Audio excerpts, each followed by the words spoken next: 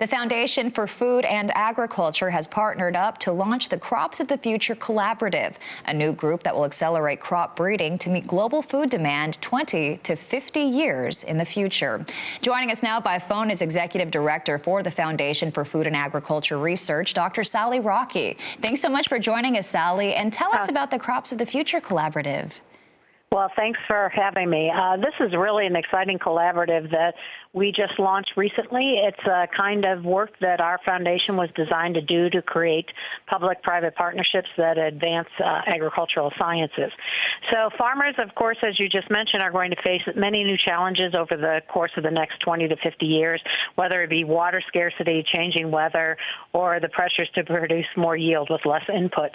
And so this is an exciting project that will help identify new crop traits that we may not know about now but traits that are going to be necessary in crops in the future to either increase yield or provide for environmental resiliency or to provide new nutritious crops.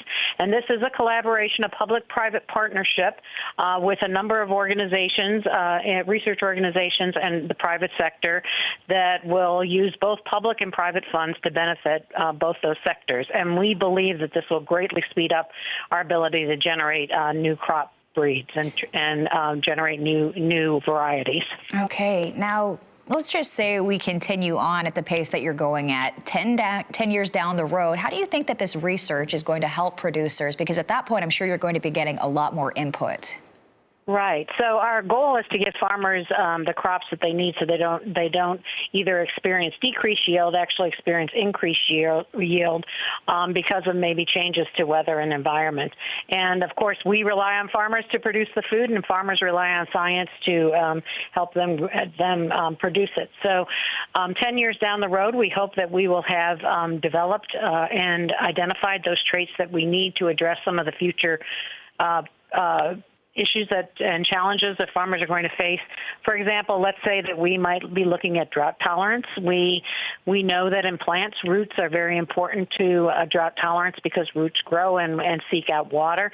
We by that point will understand the biological processes in plants, and once we know those biological processes that produce these roots, we can breed those crops and traits at a much faster rate than we would have otherwise. So we think we're going to accelerate breeding programs tremendously with this great public-private partnership, which will directly impact the producer. Wow. You know, I'm sure that you've piqued a lot of interest across rural America. How can people learn more or maybe even get involved in what you're doing? So we have many ways. I certainly go to our website, www.thefoundationfar.org, and you can read all about it. And we also are very interested in other partners joining us. They can reach out to anybody in our organization if they're interested actually in joining the consortium itself.